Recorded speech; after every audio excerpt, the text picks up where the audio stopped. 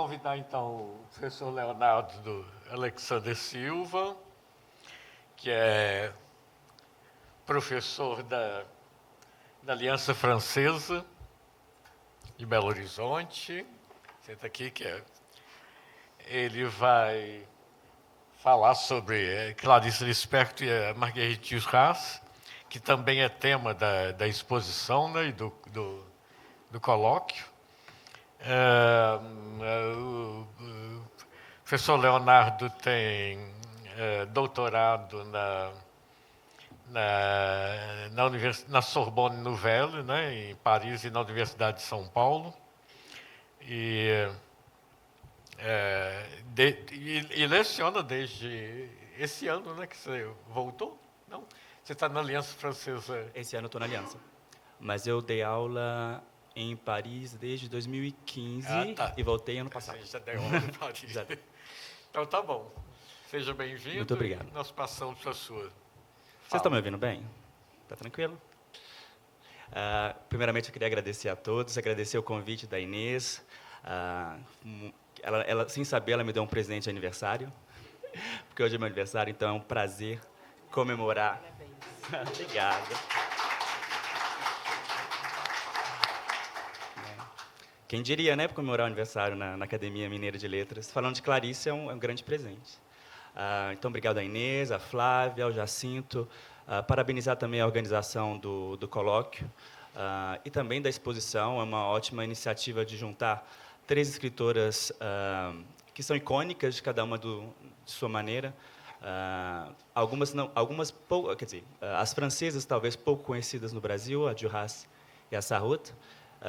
Mas é um diálogo muito interessante, espero que dê ideias a novas pesquisas, porque acho que não tem tantas pesquisas assim acadêmicas sobre essas 3 literaturas, sobre essas 3 obras. E como eu venho da literatura comparada, eu gosto de criar relações, redes. Eu acho que é uma boa ideia, é uma ótima iniciativa. Então, obrigado e parabéns. Então, eu estava pensando muito da Clarice esses dias, obviamente por causa da exposição, da palestra, do workshop que a gente fez com os professores da rede pública de ensino. Então, e no meu aniversário no meio, e eu estava pensando, né, quando a gente começa a fazer o balanço perto do aniversário, na retrospectiva, ler Clarice é perigoso, né? A gente fica muito pensativo e a gente se vê um pouco face a face à existência, né? E Clarice, ela tem uma dicção que é muito dela. Ela contamina a dicção da Clarice, né? O estilo da Clarice. A gente começa a pensar como Clarice, de uma certa forma, e uns devaneios, uns aforismos surgem, né? Naturalmente, quando a gente se dá conta dessa sedução pela linguagem. Acho que vai ter um diálogo muito interessante entre as nossas 2 falas, porque eu vou falar um pouquinho da linguagem, vou falar dessa impossibilidade da linguagem. Então, acho que aí vão ter alguns ecos. Então, eu fico muito feliz de falar das 2, da Duras. A Duras escreveu o que é para mim o seu livro, o que eu mais gosto, pelo menos, Uma Barragem contra o Pacífico, quando ela tinha 35 anos. E eu estou fazendo 35 anos. Extremamente interessante, que é India Song. Então, é uma artista muito completa, muito prolífica. Eu gosto de definir um pouco o estilo da Marguerite Duras como um pouco é o drama da linguagem, um pouco. Eu acho que ela tem um pouco, assim como Clarice, de uma outra forma, né, guardadas as particularidades das 2, uma linguagem muito teatral, muito dramática. A palavra condensa muita coisa, né? Ela condensa o evento, está na palavra. A dor, o evento, o trauma, está tudo na palavra. E ela é extremamente teatralizada, dramatizada nas obras das 2. Como eu comecei a estudar as 2, na verdade, eu vou contextualizar um pouco minha chegada nessas 2 autoras. Eu não sou estudioso, atualmente não sou estudioso de nenhuma das 2. Eu estudei Clarice e Marguerite em 2014, então, 2013 comecei a estudar, então fazem já 10 anos, faz já 10 anos. E eu comecei a estudar as 2 porque eu queria trabalhar com o feminino na época. Inclusive, não é um tópico que eu vou tratar muito hoje, mas me despertou interesse pelo feminino e não sei porquê, quer dizer, me veio em mente, em primeiro lugar, Marguerite Duras. Então, eu comecei pela Duras, porque a descoberta dela se deu para mim de maneira muito intensa. Eu li vários livros dela. E eu queria fazer um mestrado de literatura comparada, e já tinha ideia em Marguerite Duras. Não tinha pensado ainda em Clarice. E, obviamente, a gente precisa de um contraponto, né? A literatura comparada, ela nos pede um diálogo com outra área linguística, outra área cultural, outro país, né? Obviamente, o Brasil estava na minha cabeça, eu estava procurando. E eu tinha já começado a ler Paixão segundo GH, quando eu era adolescente. E eu tinha achado aquilo ilisível, insuportável. E eu não tinha entendido, não consegui ler. Anos depois, em 2023, voltei a ler. Falei, vou dar mais uma chance. E fez todo sentido para mim. Então, o que prova que, às vezes, a gente não está preparado para ler alguns livros, né? A gente tem que ter vivido um pouquinho para a gente ler, para a gente entender, para a gente apreciar. E aquela leitura fez todo sentido para mim. E, imediatamente, entre todos os livros da Duras, que eu já tinha lido, eu não sabia exatamente com qual que eu queria trabalhar, me veio Le Ravissement de Loevestein, que foi traduzido em português de diversas formas, mas a tradução mais famosa é O Deslumbramento. Então, me veio a ideia, vou juntar, para mim tem muito eco, tem muito diálogo a ser feito entre esses dois textos. E foi aí que começou. Então, eu comecei a estudar e estudei, fiz uma dissertação de mestrado, a minha primeira sobre as duas. Então, elas marcaram, de uma certa forma, o meu início na pesquisa. Eu comecei a fazer pesquisa com Clarice e com Marguerite. Depois, no doutorado, deixei elas de lado, deixei elas descansando, e fui trabalhar com outras coisas. No doutorado, fui trabalhar com sátira, que é outro problema. Por falar em sátira, eu lembrei muito ouvindo o professor falando sobre a Macabeia. Como é engraçado, né? Como tem humor nesse livro, Da Hora da Estrela. Eu acho que é a memória póstuma, como se fosse a memória póstuma da Clarice. Eu acho que tem muita ironia. Eu acho muito engraçado. Então, acho que às vezes a gente coloca a Clarice num lugar muito sério, e Clarice tem muito humor. Eu acho que ela lida com os dois, com o tragicômico, muito bem. Mas, voltando a falar um pouco das duas, eu vou organizar a minha fala de uma maneira um pouquinho... eu tentei não ficar muito perdido, apesar de, se eu ficasse perdido, seria até bastante interessante, porque os livros falam sobre isso, né? Sobre a perda. Mas eu tentei organizar a minha fala em tópicos, e eu vou, então, começar falando um pouquinho, dando um contexto dessas duas obras, explicando um pouco do que elas falam, em termos de enredo. Depois eu vou falar um pouquinho de alguns tópicos específicos, como, por exemplo, a perda, que é um tema que perpassa as obras, o reconhecimento, que é um tema que também perpassa, o olhar. São alguns temas que eu vou trazer, e, por fim, eu vou terminar com aquele que me interessa mais, que é a linguagem, né? Então, eu vou tratar dessa forma. Antes de falar do enredo, eu gostaria só de falar um pouquinho sobre a recepção da Clarice em Paris, na França, mais especificamente. A Clarice ela foi traduzida, talvez seja a escritora brasileira mais traduzida para o francês. Ela deve ter 13 livros traduzidos, se não me engano, pela minha última conta. Ela foi adotada pela crítica feminista de maneira muito, muito intensa nos anos 70 e 80. Nós temos uma grande crítica feminista que se chama Hélène Cixous, que fez trabalhos sobre ela, inclusive falando da linguagem da Clarice que contamina. É interessante ler Hélène Cixous, porque quando a gente lê Hélène Cixous, ela escreve como Clarice. Existe quase uma contaminação da poética da Clarice, do falar da Clarice. E a Édition des Femmes publicou, né, grande parte dos livros dela na França.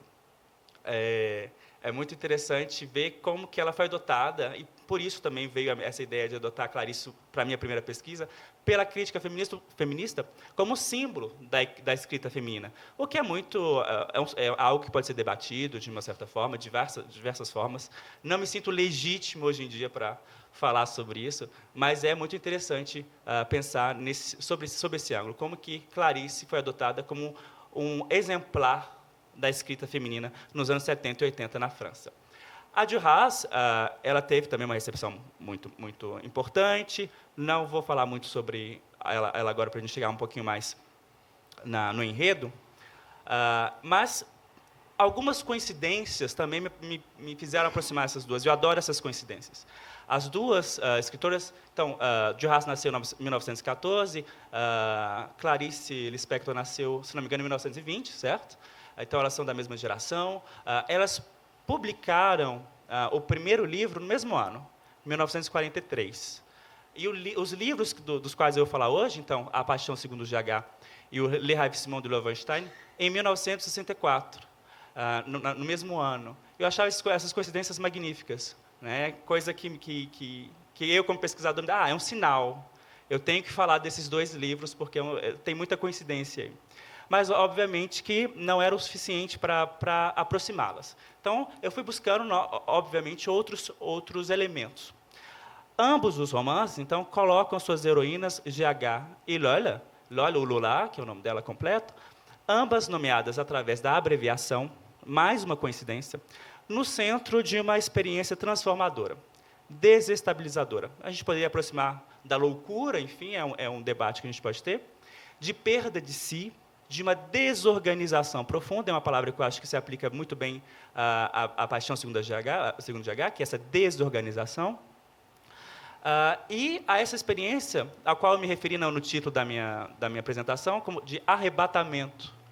Arrebatamento, que é a tradução mais apropriada para ravissement em francês, certo? Então, arrebatamento que tem alguns sentidos que Jo Haas, obviamente, brinca, né? Que é o rapto, que é o fato de se pegado à força, mas também o arrebatamento místico ou arrebatamento por uma emoção profunda, certo? Então, esse sentido do arrebatamento ele está muito presente em Paixão Segundo GH também, e em Le Ravissement de Loewenstein, que a gente vai ver daqui a pouquinho.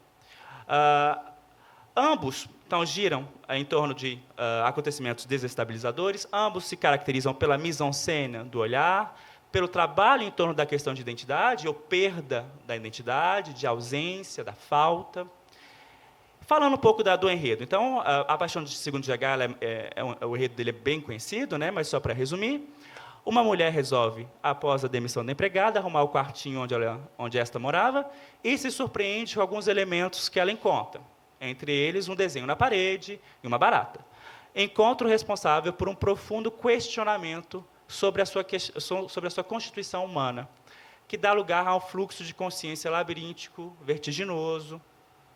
Então, mais ou menos aí. Estamos aqui, o enredo que é bastante simples, desprovido de grandes acontecimentos, mas que vai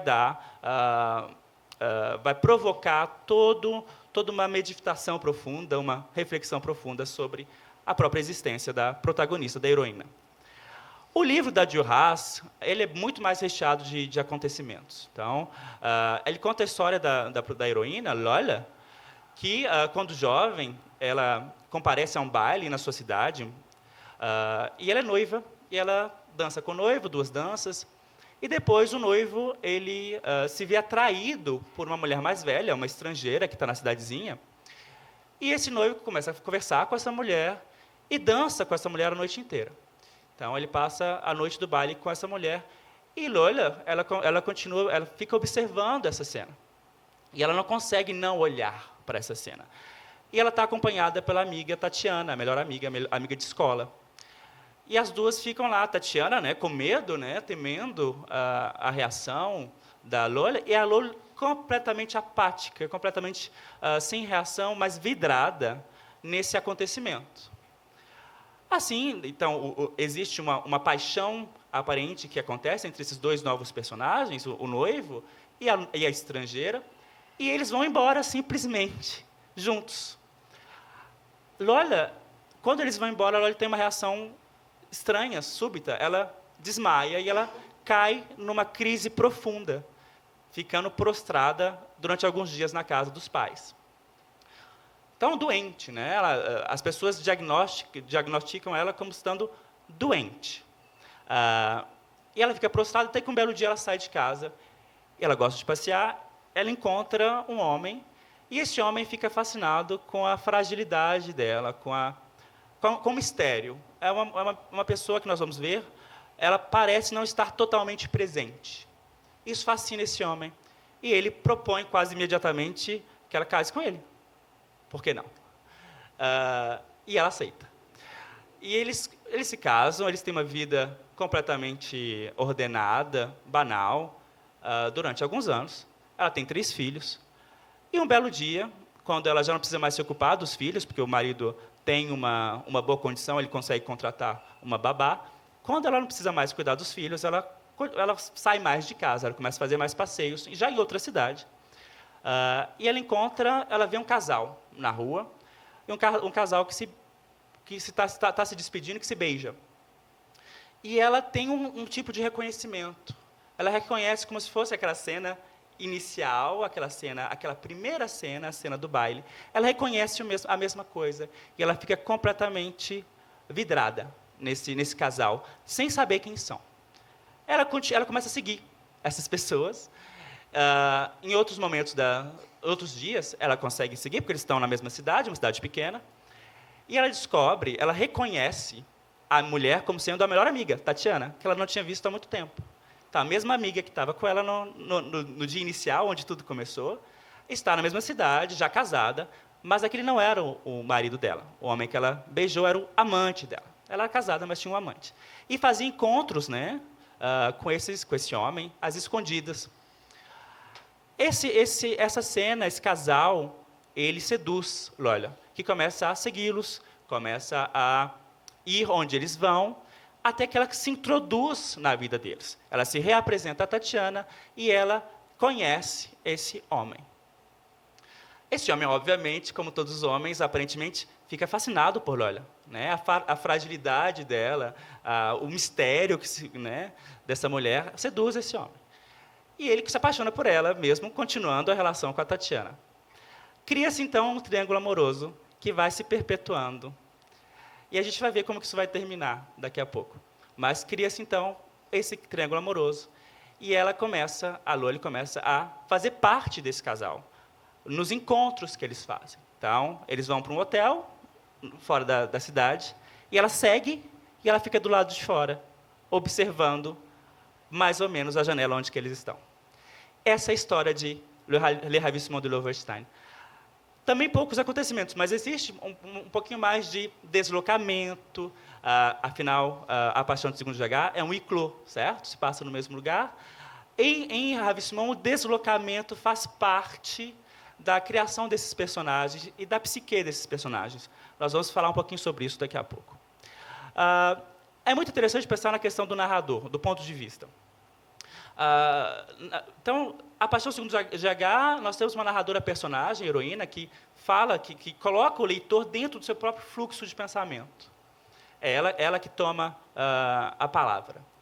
Em Loevestein, no livro da Duras, não é Loli que fala, o que contribui para esse sentimento de mistério. A gente não sabe o que ela está pensando. A gente não sabe o que se passa dentro da cabeça dela. Mas a narração é assumida por um personagem, que é o Jacques. E a gente vem a descobrir, tardiamente, que Jacques não é ninguém mais do que o homem, o amante da melhor amiga. Então, o amante da melhor amiga tenta, através da escrita, entender essa mulher. Então, tudo é uma elaboração desse narrador para entendê-lo, olha, que não tem palavra, ela não fala, a gente não sabe, ela não fala sobre o que ela está sentindo. A gente só sabe o que o autor inventa ou o que ele recolhe de informação sobre essa personagem. Então, falando um pouquinho agora da falta, da perda, da ausência, é um tema bastante importante nas duas obras. A gente pode começar com a representação física das heroínas. Essa representação é minimalista em ambos os casos. Então, a GH é descrita como tendo um corpo simples, e, com relação a Lola, a gente sabe apenas que ela é loira, é que ela tem os olhos claros. A questão dos olhos é muito importante em ambos os textos, mas em ambos os textos é muito interessante. Os olhos são fundamentais. Mas os olhos de Lola são descritos como sendo olhos de água morta. E eu pensei nisso outro dia, olhos de água morta, qual outra personagem da literatura brasileira é conhecida pelos olhos, né? Olhos de ressaca. Então, seria o contrário da Capitu, né? Olhos de água morta e olhos de ressaca. Interessante como essas duas personagens estão aparentemente opostas, são também fruto é um objeto de desejo e uma construção de um narrador. A gente não sabe o que Capitu fez, o que Capitu não fez, o que ela sentia. A gente sabe apenas o que o Bentinho conta. E a mesma coisa vai ser para a Lola. A gente também não sabe o que a Lola sentia, quais são os objetivos dela, enfim. A gente só sabe o que é criado sobre ela. Então, eu sempre achei interessante essa aproximação dessas duas personagens icônicas, cada uma do seu jeito. As personagens podem ser considerados, dentro das narrativas, como corpos ausentes, apagados, fragmentados, incompletos. Pouco é falado sobre elas, sobre os corpos dela.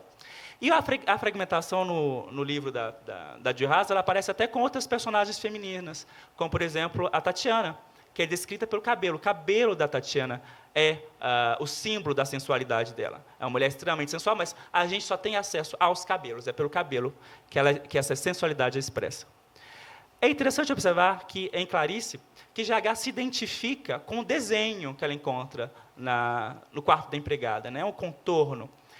E eu cito um trecho do texto, e fatalmente, assim como ela era, assim deveria ter me visto, abstraindo daquele meu corpo desenhado na parede, tudo que não era essencial, e também de mim só vendo o contorno.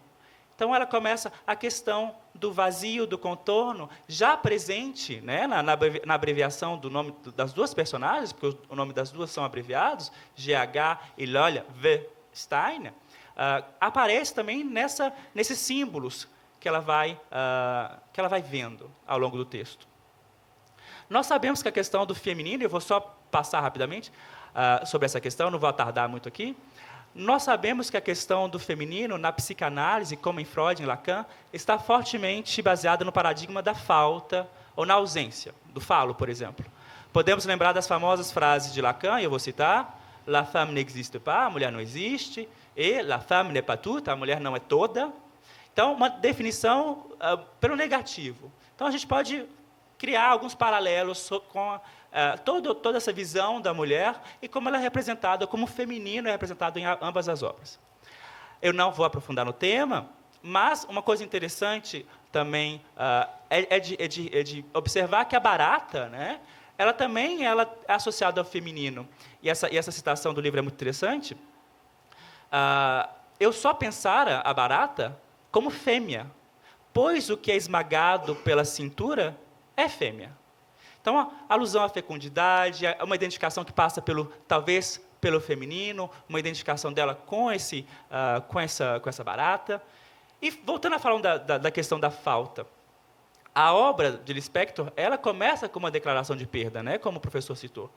Perdi alguma coisa que me era essencial e que já não me é mais.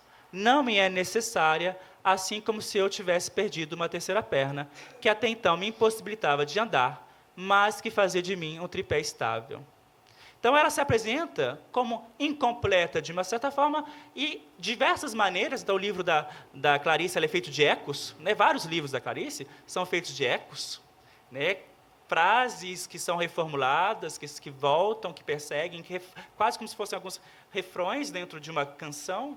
E ela fala, em outro momento, não estou à altura de imaginar uma pessoa inteira, porque não sou uma pessoa inteira. E essa falta, esse paradigma da falta, da ausência, vai aparecer em diversos momentos.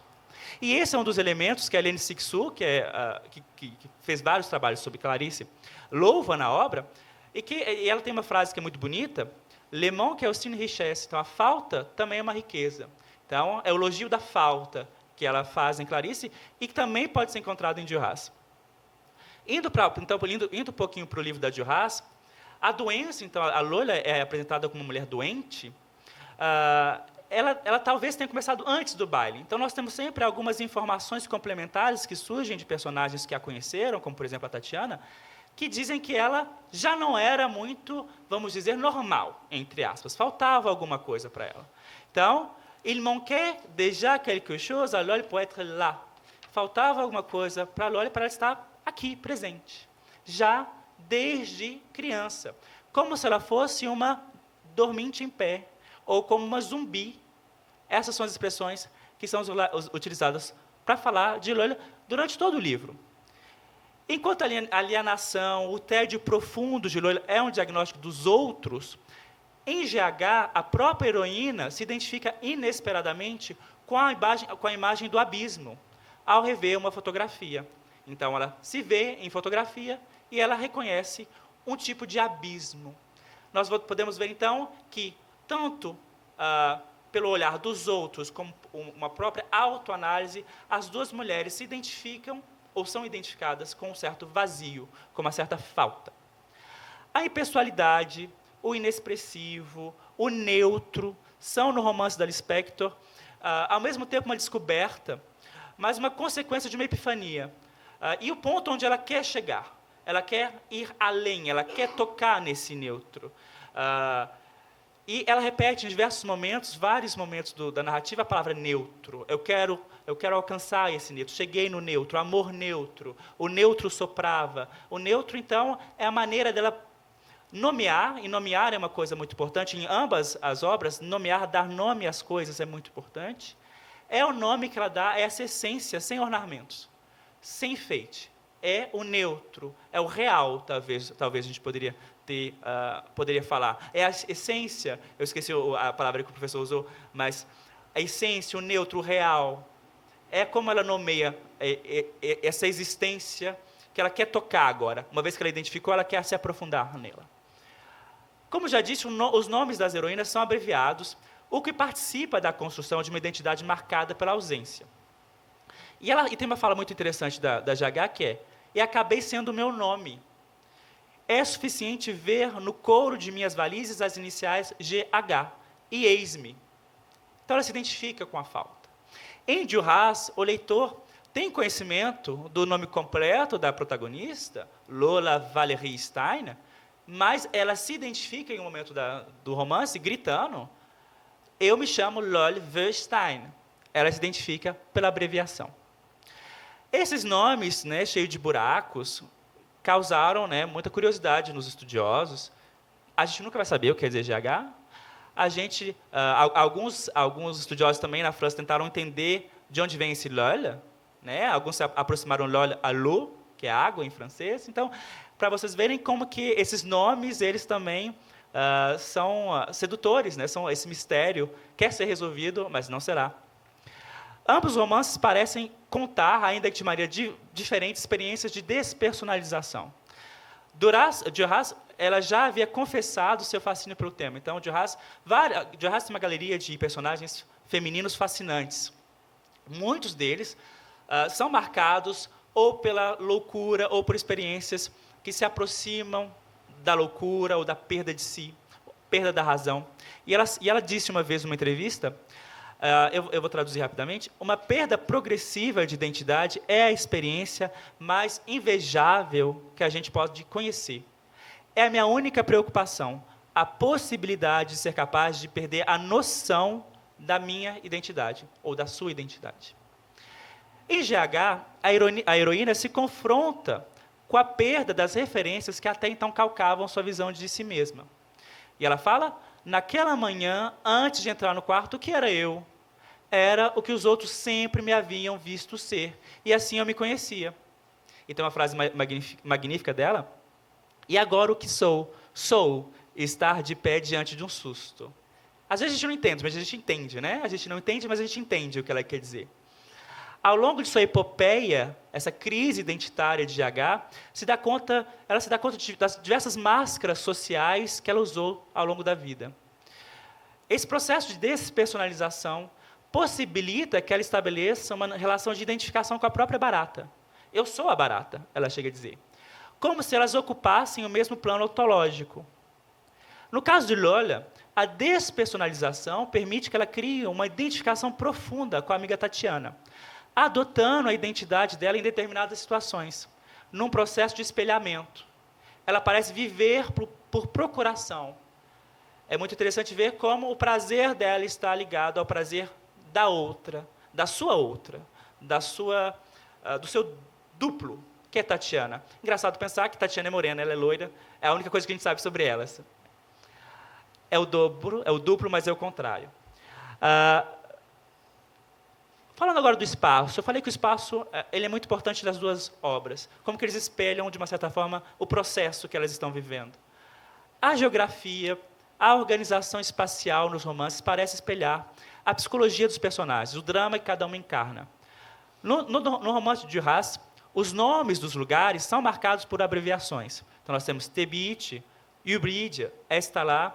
Diferentemente de muitos dos seus romances anteriores, que se passam na Índia ou na Indochina francesa, Duras cria um universo fictivo, indeterminado, não facilmente transportável para o mundo real. Então, são lugares, ainda que pareçam, né, que tenham uma ressonância anglo-saxônica, poderiam ser lugares da própria Índia, não existem. Poderiam ser, mas não são reais. Então, ela cria uma geografia ficcional, mas, ao mesmo tempo, verossimilhante. Clarice, em compensação, situa a narrativa no Rio de Janeiro, mas, ao longo do romance, confere à paisagem local elementos imaginários e fantásticos, incluindo nela, na paisagem que ela vê, imagens oníricas, como a do deserto, da Ásia Menor. Então, a visão dela, como uma experiência de revelação, ela vai se abrindo para além da paisagem local. Observa-se também que os espaços ficam carregados de uma conotação simbólica. A floresta e o mar, espaços fora da cidade, exercem uma atração particular para Lola. No que diz respeito ao mar, numa cena belíssima do livro, ela chega a se identificar com as ondas que se quebram no mar e que desaparecem. Ela se reconhece nas ondas, ela se vê nas ondas. Ela se vê, lembrando sempre que ela não se vê, é o narrador que está inventando que ela se vê. Então, sempre lembrando isso. Essa oposição clássica cidade e floresta, lembra, é uma posição clássica, inclusive presente nos contos de fada, lembra esse mundo civilizado versus o mundo selvagem. Então, em seus passeios diários, Lola vai ao Hotel de Bois, que em francês quer dizer bosque, para observar o encontro entre Jacques, que é o narrador, o amante da Tatiana, e a Tatiana. O campo de trigo, ela fica em meio a um campo de trigo, observando esse hotel afastado. O campo de trigo é um lugar para ela de gozo, certo? Um gozo por procuração, mas é um lugar de gozo. Em Clarice, em compensação, nós temos a imagem da elevação. Então, a imagem da elevação é recorrente, através dos símbolos da montanha, né? E a gente, obviamente, a paixão, segundo GH, tem várias intertextualidades bíblicas, certo? A paixão, para começar, mas a montanha, a elevação, a revelação, podemos pensar em Moisés, etc. E do minarete. Minarete, que é a torre das mesquitas. Então, são símbolos que ela adota durante o discurso dela. A elevação geográfica simboliza, portanto, a elevação da alma, o saber, a compreensão. Observa-se igualmente o uso do símbolo do deserto, também uma imagem bastante bíblica. Então, a heroína, ela compara o seu percurso, a sua epopeia interior, a uma travessia do deserto. Esses lugares podem ser compreendidos, principalmente o deserto, como alegorias do vazio. E ela fala, cito, de início eu fora rejeitada pela visão de uma nudez tão forte como a de uma miragem, pois não fora a miragem de um oásis que eu tivera, mas a miragem de um deserto. Então, o que ela quer é o deserto, ela quer o vazio. A casa também é um espaço simbólico muito importante, espaço da ordem e da proteção. E ela tem uma citação, eu me identifico muito com ela, sou virginiano, ela fala, sempre gostei de arrumar, suponho que esta seja a única vocação verdadeira. Ordenando as coisas, eu crio e entendo ao mesmo tempo. Para Lola, também, as atividades domésticas constituíram um ritual alienante que protege da crise, da loucura. Então, antes desse encontro com o casal no meio da rua, ela vivia a vida dela por conta de arrumar a casa, de manter a casa em ordem. Essa era a rotina dela. Ela tinha horários fixos e obrigações fixas. A partir do momento que ela vê o novo casal, tudo vai por água abaixo. E ela começa a se perder, ela sai da casa, ela começa a ficar ausente da casa. É importante destacar a importância do quarto também, quarto de empregada, no texto de Clarice. É um lugar que é, ao mesmo tempo, familiar, faz parte da casa, mas completamente desconhecido. Então, é um estranho familiar. E também a dicotomia do dentro e fora, presente nos dois textos. De maneira claustrofóbica em Clarice Lispector, já que se trata de um igloo, de um espaço fechado, em Duras, a dicotomia dentro e fora está muito ligada ao imaginário, ao desejo. Então, tem algumas cenas muito simbólicas do Jacques, que é o narrador, o amante, dentro do hotel, que imagina Lola, ele sabe que Lola está fora do hotel, ele imaginando o que ela está imaginando e ela imaginando o que está acontecendo. Então, dentro e fora. Mas os dois estão, de uma certa forma, ligados, porque os dois estão conectados pelo imaginário. Falando, então, do olhar, então, Lola é descrita como uma pessoa que olha e é olhada. E ela, então, ela é uma voyeur. Lola se coloca frequentemente nessa posição de espectadora, de voyeur. O olhar, ou o jogo de olhares, ocupa um lugar central nas duas obras, inclusive. É pelo olhar que ocorre o arrebatamento. Lola se torna, independentemente da sua vontade, voyeur na cena do baile, essa cena inicial, em que vê o noivo o noivo e a mulher desconhecida, a estrangeira, dançarem. Assim que eles vão embora, ela sucumbe, ela desmaia, perde os sentidos. Com o novo casal, que acontece anos e anos depois, ela vai reproduzir a mesma dinâmica e vai criar uma dependência desse casal. Existe uma multiplicação do olhar em Duras e mudanças de posição constantes. Então, por exemplo, Tatiana assiste Lola, na cena inicial, no baile, ver o noivo dançar com a futura amante. Então, é uma personagem que vê a outra personagem olhando outra personagem. Então, um jogo de olhares. E, anos depois, quando já ela faz parte do outro triângulo amoroso, o narrador vê Tatiana olhar a dança dele com Lola.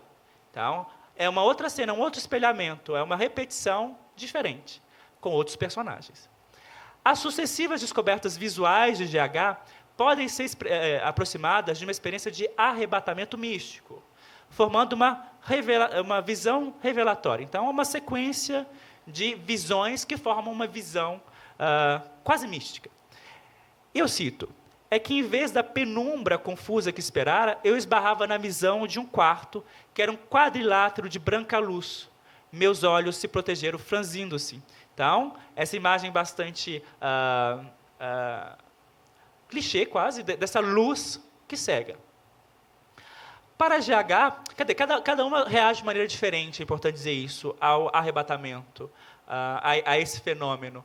GH ela sofre, né? Então é um discurso de alguém que está sofrendo, que está tentando entender, que está procurando. Existe algo de bastante angustiante nesse longo monólogo de GH. Lola, a gente não sabe como que ela reage. A única coisa que nós vemos em Lola é uma profunda apatia, uma ausência. E essa apatia que causa a sedução, ela que seduz, porque nada parece perturbá-la, mas, ao mesmo tempo, é extremamente sedutor, misterioso, é um convite, quase, para a descoberta. Para GH, é um processo que vai da incompreensão, e ela fala, não compreendo o que vi, passando pela recusa, não quero o que vi, até o reconhecimento, eu sou a barata. Em Lispector, há toda uma reflexão sobre o olhar, o entender, o se transformar. O conhecimento do mundo ocorre quando se aprende a olhar. E nesse mundo, eu cito, e nesse mundo que eu estava conhecendo, há vários modos que significam ver. Um olhar o outro sem vê-lo, um possuir o outro, um comer o outro, um apenas estar num canto e o outro estar ali também. Tudo isso significa ver. Curiosamente, o conhecer passa pelos olhos e pela boca, muitas vezes assimilados um pelo outro. O gosto, o olhar, os sentidos. Sabe-se que um bebê conhece primeiro o mundo pela boca também, interessante pensar nisso. E ela pergunta, em determinado momento, seriam salgados os seus olhos? Os olhos da barata? O jogo de olhar também aparece em GH. O jogo de olhar e ser olhado, também aparece em GH, não apenas em Loewenstein. A barata com matéria branca me olhava. E através do olhar que existe a possibilidade de apreensão do outro, de comunhão. E essa frase é muito emblemática disso. Eu nem sei mesmo se vi, já que meus olhos terminaram não se diferenciando da coisa vista. Então, ela se torna o outro através do olhar.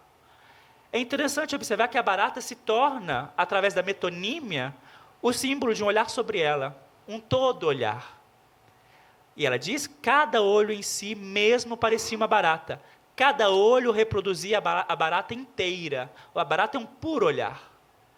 E através desse olhar, nós temos o fenômeno do reconhecimento, presente em ambos os textos. O olhar integra nos dois romances um processo de reconhecimento.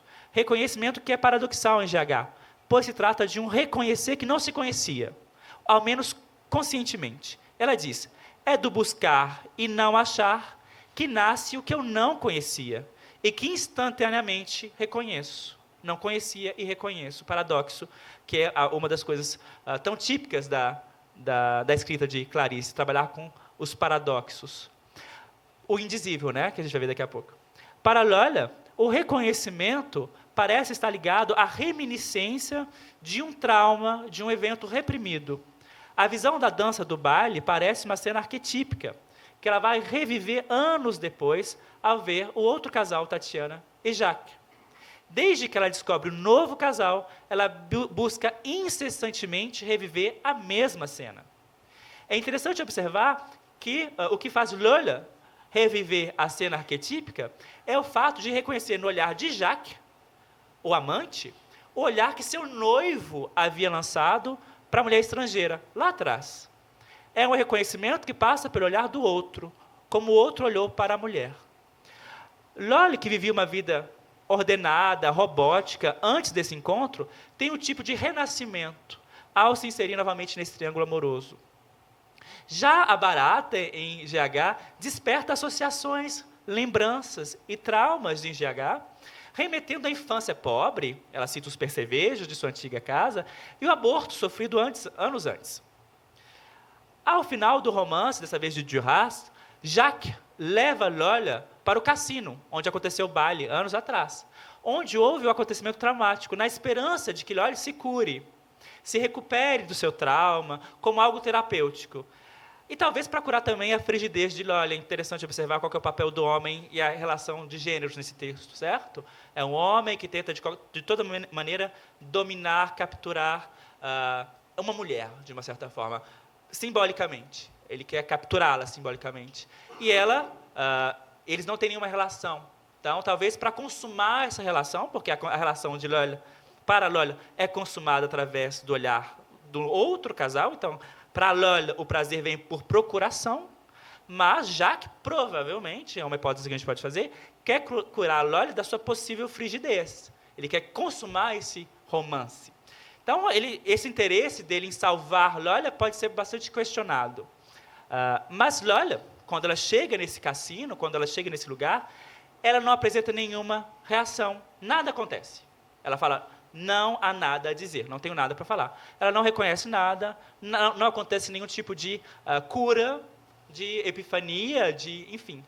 Ela continua igual. Pior ainda, ela faz uma crise depois no quarto de hotel, no momento em que Jacques tenta consumar, né, o ato.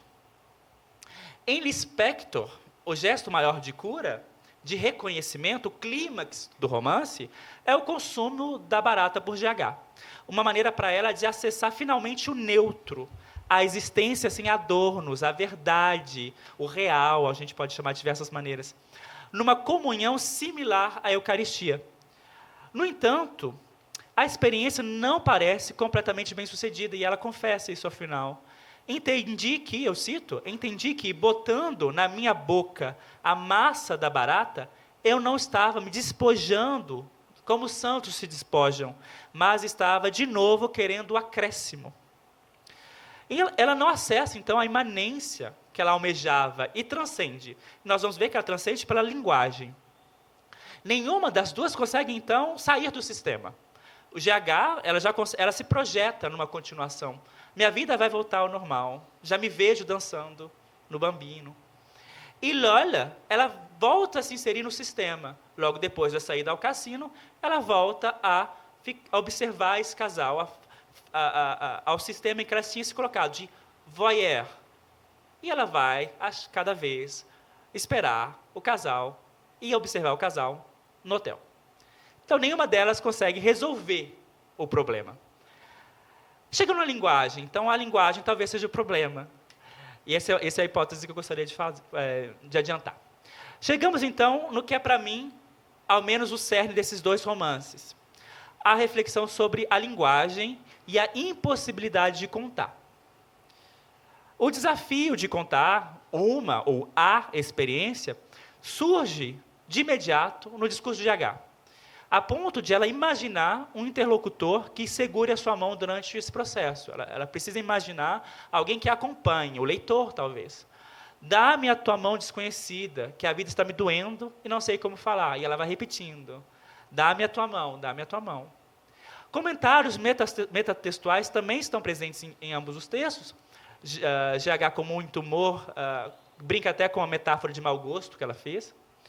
E Jacques, de uma maneira ainda mais recorrente, Jacques, o narrador de Duras, comenta de maneira bem desestabilizadora o processo de construção do romance, questionando a sua própria fonte, Tatiana, revelando o alto teor de ficcionalidade que seu relato apresenta. Então, ele mesmo adianta o fato de que o que eu estou falando não é fidedigno, não confia em mim. E a gente pode fazer até um paralelo com o narrador de A Hora da Estrela, o Rodrigo. Né? Ele também está inventando, ele também está criando. Já que o narrador de Duras questiona a fonte, revela o alto teor, e o estatuto desse narrador, aliás, é uma brincadeira muito deliciosa de Duras, que revela a sua dimensão de personagem somente no terceiro segmento do romance. Então, o romance é dividido em segmentos, não em capítulos. No final do terceiro segmento, nós que temos acesso a uma narração, talvez a gente não sabe que estatuto tem esse narrador, a gente não sabe quem ele é.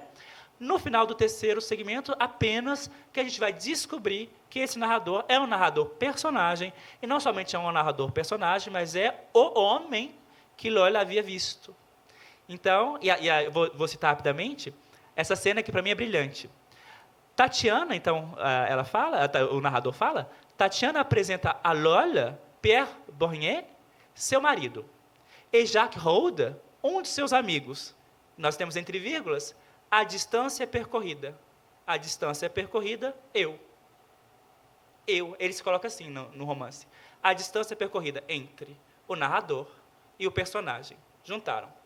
Numa junção, nós temos a revelação que o narrador é o personagem, e o narrador não é confiável, o narrador é um personagem amante, que ama a Lola e que ama a Tatiana.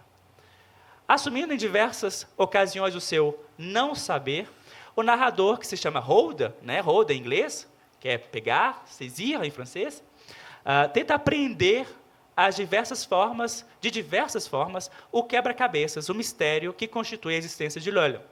E eu cito uma passagem: não acredito mais em nada do que Tatiana diz. Tatiana é a fonte mais confiável dele, é a única fonte confiável dele, porque ela conhece Lola desde a infância. Mas ele fala, não acredito em mais nada do que Tatiana diz. Não estou convencido de nada.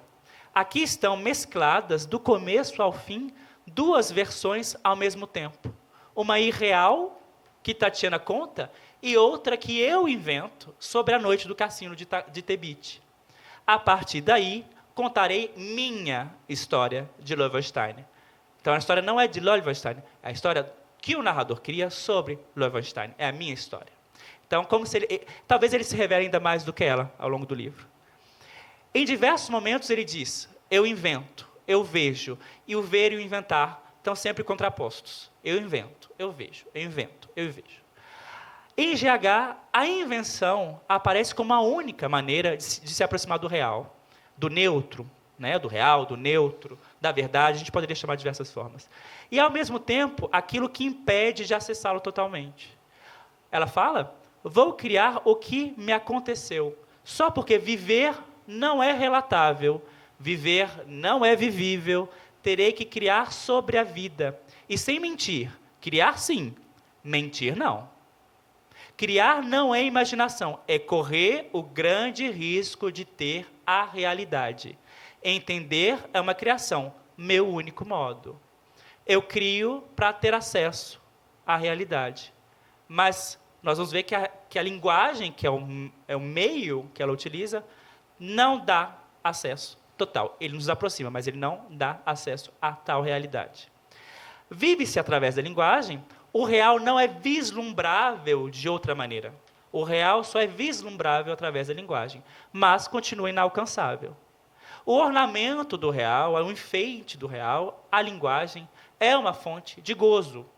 E GH não está pronta a abdicar dessa fonte de gozo que é a linguagem. Ela fala, ou tudo isso é ainda eu estar querendo o gozo das palavras, das coisas.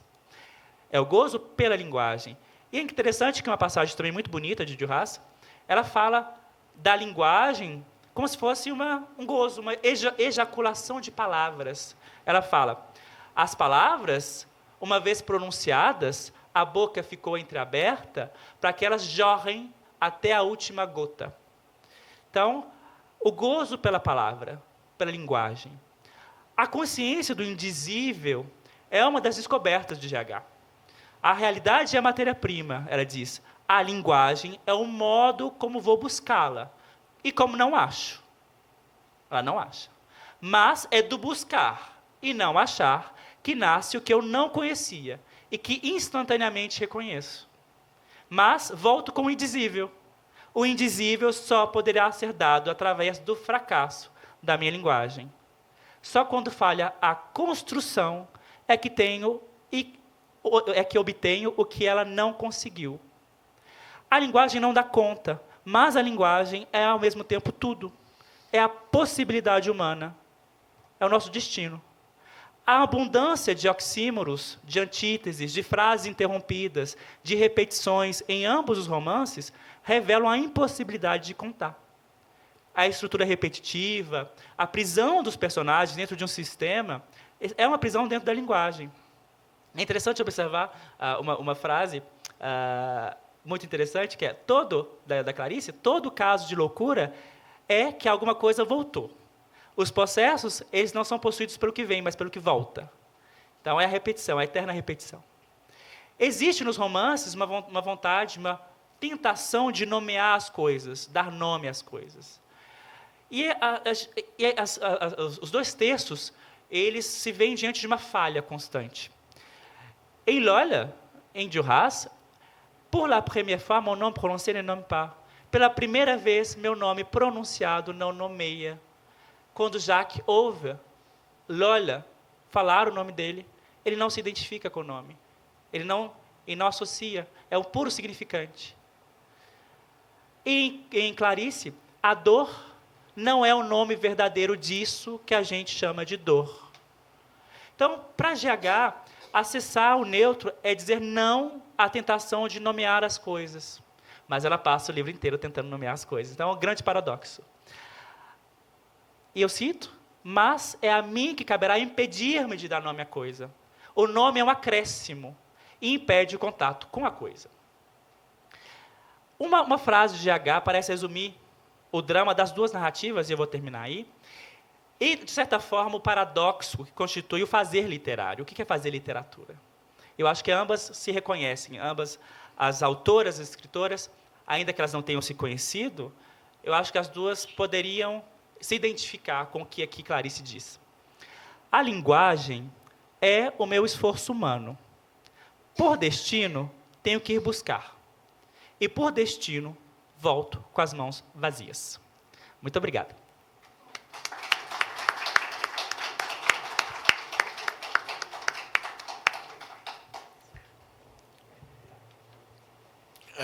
Nós passamos agora, se alguém quiser fazer algum comentário, alguma pergunta. Já está lá. Eu queria aproximar essas duas escritoras, né, esses dois livros, talvez, a um problema que é muito meu também. É o seguinte, a influência da literatura no cinema, isso aí é vastamente estudado, isso desde o começo é admitido, isso acontece a todo momento, principalmente quando se estuda a transformação de um livro em um filme. Mas, assim, o contrário é pouco falado. E eu acho que, na sua fala, eu vejo esse contrário. O contrário é o seguinte: Duras ela fez cinema. Ela fez muitos filmes, aliás. E ela começou com o Resné, né, no Hiroshima, Meu Amor. E eu acho que a literatura dela é, desde o começo, muito magética. Você falou muito do olhar. O olhar define muito o cinema, entendeu? E eu acho que, desde o começo, ela era uma cineasta. E ela se transformou numa cineasta, primeiro numa roteirista e depois numa cineasta. Dirigiu muitos filmes. A Clarice já é uma outra coisa. A Clarice, eu acho também que o olhar é importantíssimo nela. A imagem, ela é muito imagética na literatura dela. Eu acho que o cinema tem um espaço enorme na literatura dela. Agora, ela não se transformou numa cineasta, acho que nem numa roteirista. Eu gostaria que você comentasse essa aproximação com o cinema Sim. que as duas têm desde o começo. É muito interessante a pergunta, porque quando eu fui estudar literatura em Paris, com minha primeira graduação em Paris, foi sobre letras e cinema. Era um curso multidisciplinar, então é um diálogo que eu adoro fazer. E é interessante pensar que Clarice ela foi pouco adaptada, né, para o cinema. A gente só tem A Hora da Estrela, que eu saiba. Talvez tenham outros, mas eu não conheço outra adaptação de outra obra da Clarice, talvez de contos, né, mas não de romances. É um desafio adaptar Clarice para o cinema, né, mas é possível. Eu acho que nessa onda do nouveau roman, né, do que a própria Duras fez na época, India Song, por exemplo, India Song não tem enredo, certo? India Song é uma mulher andando. Então, dessa maneira, a gente pode visualizar uma adaptação para Clarice, e eu acho que necessita uma certa coragem, né, para fazer, talvez por isso que poucos ousaram fazer ou não ousaram ainda fazer, porque como adaptar uma linguagem, né, que é tão presa às palavras, eu acho que na Clarice a vontade de nomear é muito grande, né? Clarice, e o que seduz em Clarice é a construção do discurso, é o que me pega. Eu não sou um especialista em Clarice, eu sou um leitor, inclusive é algo que eu ia falar no início, mas eu sou um leitor informado, talvez, eu sou um leitor apaixonado, mas eu sempre optei por deixar Clarice como um mistério. Eu não quero entender demais Clarice, eu quero entender o suficiente para que ela me seduza. Então, eu sempre peguei Clarice em momentos pontuais, assim como Duras também, não fiz delas ao meu centro de pesquisa, ainda que eu tenha começado a fazer pesquisa com elas. Mas ele necessita uma certa coragem, porque Clarice é dependente, ela faz da palavra, da vontade de nomear, e até mesmo do ritmo, da construção. Ela domina, como poucos escritores, a construção da frase. Ela é capaz de resumir de uma maneira muito identificável, imediatamente identificável, um sentimento, uma sensação. Como fazer isso no cinema, né? Como a gente perderia a palavra, mas ganharia talvez outra coisa. Então, é uma negociação. Quando a gente faz uma adaptação de um livro para o cinema, a gente tem que negociar com o livro. A gente tem que adaptar e tentar encontrar a melhor forma de transmitir a mesma coisa de uma outra forma, pela imagem. Então, respondendo a segunda parte, acho que a Clarice é mais difícil de adaptar para o cinema, mas é algo que eu adoraria ver. Adoraria um cineasta que talvez não usar as palavras da Clarice, porque a gente é uma tentação muito grande usar Clarice, tanto que ela é a escritora mais citável que existe, né? É muito bom citar Clarice, ela tem citações para tudo, porque ela é tão humana, ela fala melhor do que qualquer pessoa que a gente está sentindo, né? Então, é muito difícil a gente abdicar dessa tentação de usar a palavra da Clarice. Já a Duras, sim, a Duras ela é muito mais cinematográfica, provavelmente ligada a esse olhar que ela tem, e esse grupo de artistas que ela frequentou, né? De cineastas, escritores ligados a esse novo cinema francês.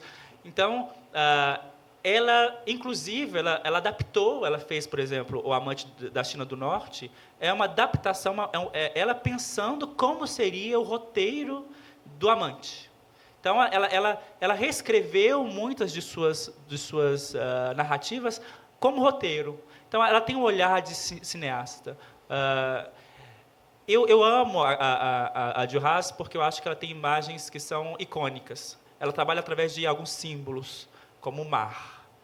O mar está sempre presente na água, não só o mar, a água.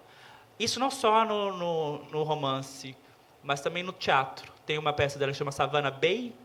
Boa parte dessa peça Savannah Bay se passa com os personagens dentro da água. Então, para vocês verem a recorrência dessas imagens.